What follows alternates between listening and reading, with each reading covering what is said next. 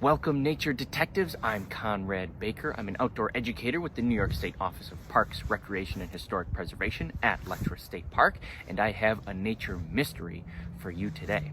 It is a beautiful, snowy spring day in the woods, and although it may not feel like it, there are plenty of spring wildflowers that are growing and happy and blooming all around me. In fact, I brought one with me today, and I think we can use our nature tools to figure out what it is. So, here it is right here. Now you may be thinking, oh, that's a dandelion. I've seen a dandelion before. I know exactly what that looks like. But this is a very tricky plant, and I'll show you why. We'll use only one nature tool today, and that's our sense of touch. So, I have our nature mystery right here. The first thing we're going to feel is the base of the flower. Feeling the plant and the base of the flower up along the bottom. Now, I don't feel anything pointing down back at me. I feel everything very smoothly, very flatly going up towards the top of the flower. Interesting. First nature clue. Second nature clue. Let's feel the stem. Going down. Oh boy, I feel some big bumps, some big long pieces sticking off. I feel I just broke one there. Long pieces sticking off. They feel kind of like leaves, like they could be kind of leaf-like structures there. And then third nature clue, feel all the way down to the bottom. I don't feel any leaves. No leaves. This was growing right out of the ground with no leaves attached to the bottom.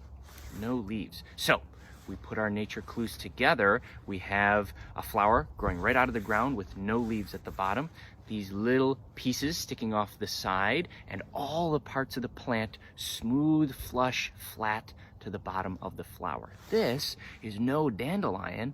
This is colt's foot.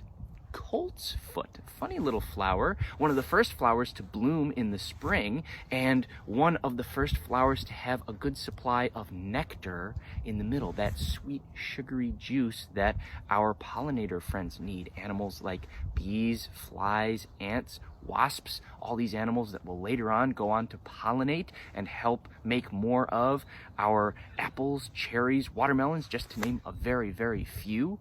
Those animals all depend on colt's foot and other spring wildflowers to provide them with an early source of nectar before other kinds of plants are even blooming yet.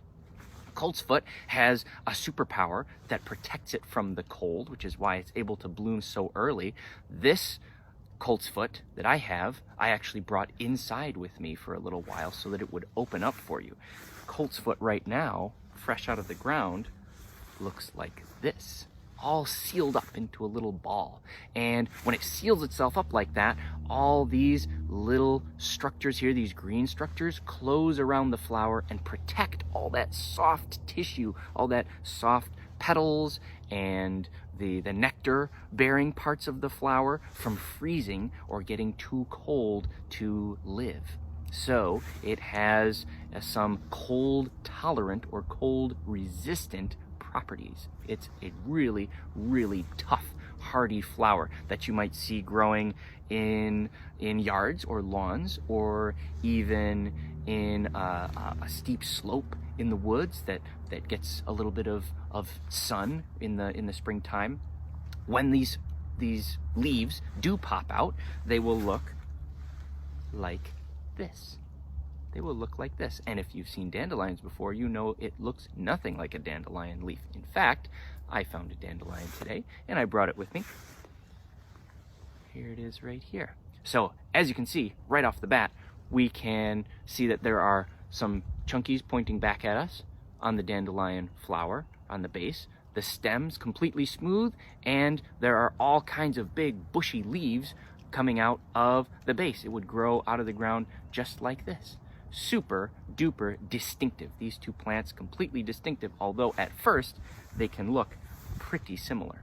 Just the same color and shape to that flower. But if you use your nature tools, I bet you can tell the difference. In fact, if you want to put your nature detective skills to the test, you can try to find some colt's foot blooming and some dandelions blooming in your neighborhood. Check your lawn, check your park. It could be growing really close together, or they might be growing in different areas. If you really want to put your nature skills to the test, you can watch these flowers and see what kinds of animals might show up to drink the nectar. Maybe some flying ants or some interesting wasps, maybe even some early spring beetles would be around. You never know. You never know. So thank you so much for joining me for today's nature mystery.